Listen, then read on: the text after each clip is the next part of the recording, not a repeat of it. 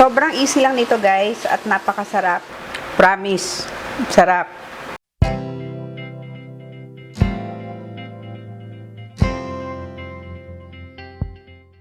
Hey guys! Welcome to MasterChe! Ngayon, ang gagawin natin ay another chicken recipe. But before we start, please don't forget to like and subscribe. We're going to make chicken croquette.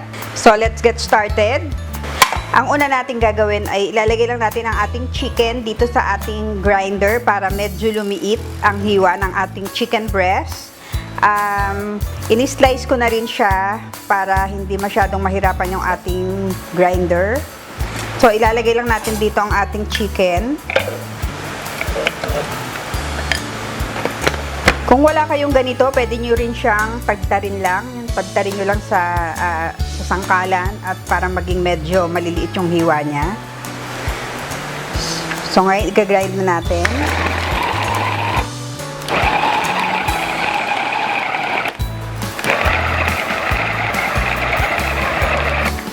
Ayoko lang ng sobrang durog-durog. So, check lang natin siya. Yan.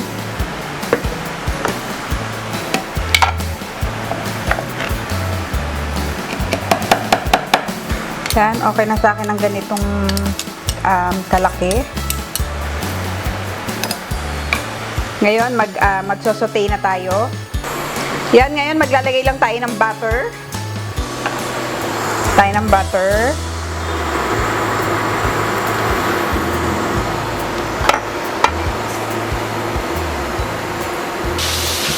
Yan, ngayon ilalagay natin ang ating onion.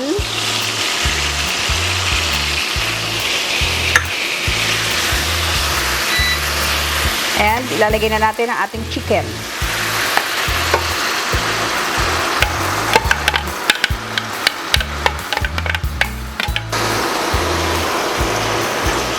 Haluin lang natin. Ngayon, ilalagay natin ang ating sugar. Meron din tayong ginger powder and turmeric powder. At syempre, meron tayong cheese para mas lalong sumarap ang ating chicken. Lalagay din tayo ng pepper and salt. Yan, ngayon haluin lang natin.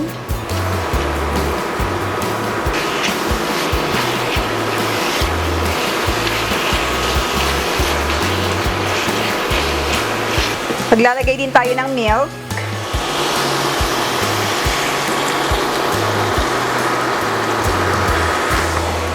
Para mas maging creamy ang ating chicken.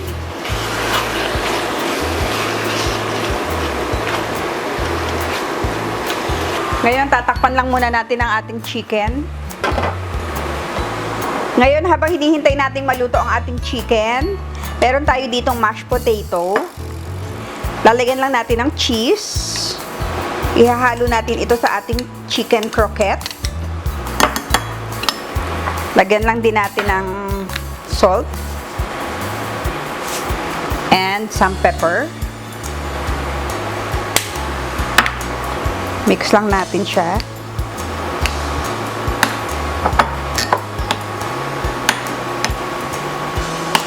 Yan, ngayon i-check natin ang ating chicken. Haluin lang natin ulit. Sobrang easy lang nito guys at napakasarap. Siguradong mag-e-enjoy kayo dito sa ating chicken croquette. Lagyan lang natin ng konti pang milk.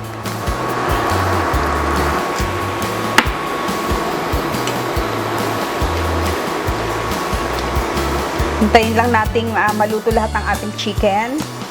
At ihahalo natin ang ating mashed potato. Maglalagay din tayo ng konting nutmeg. Actually, ang nutmeg po ay optional. Kasi accidentally, nalagyan ko ng nutmeg habang gumagawa ako ng chicken croquette. And bagay siya. So, pwede natin lagyan ng konti. Dahil akala ko pepper siya. Lagyan lang natin ng konti. Ngayon, meron tayo ditong flour. Lalagyan lang natin ng milk. Para medyo maging malapot lang ang ating chicken. Halo lang natin dito sa ating chicken. And syempre, meron din tayong celery. Then, mix lang natin ulit.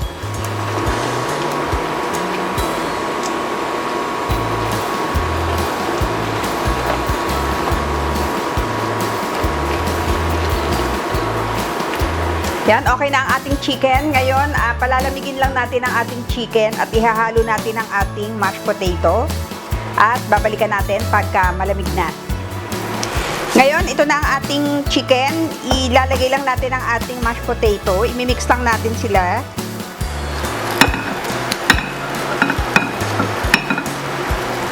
Mix lang natin.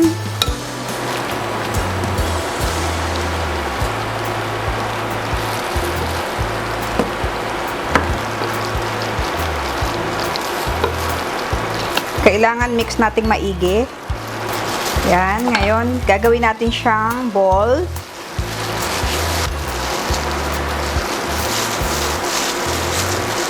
Ibilugin lang natin ganito. And then, ilalagay natin sa ating cornstarch.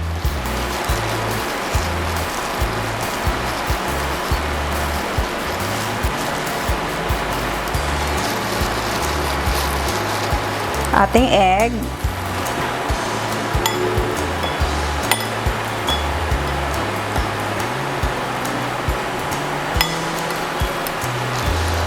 At sa ating breadcrumbs. Yan, lagyan lang natin.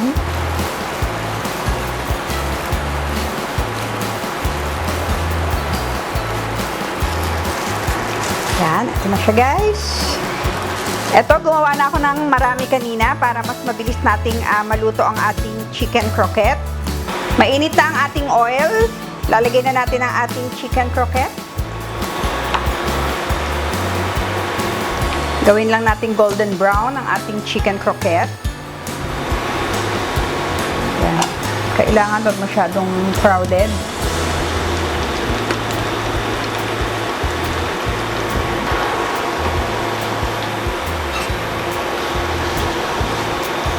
A few moments later. Yan, golden brown na ang ating chicken croquette. Hanguin na natin.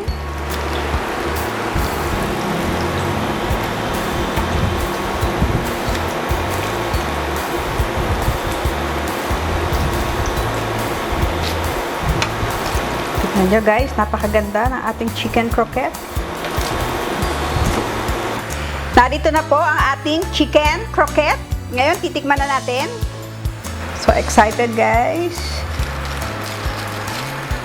Tignan nyo, napaka-crispy. Pero bago nga pala tikman, gusto ko munang mag-greet lang sa aking mga subscribers para tuloy-tuloy ang aking pagtikim. Gusto ko lang pong mag-hi kay Tess and Ren Wico. Hi Ima and Tatay. And kay Orly Tayaw. Kay Rolly Malubay ng Bloom Fruits. At kay Cecil Oris. Hello! Ngayon, tikman na natin ang ating chicken croquette. Ang ginawa kong sausawan guys ay tonkatsu sauce. Pero pwede nyo rin kayong gumamit ng ketchup. Kung gusto nyo ng ketchup or pwede rin hot sauce.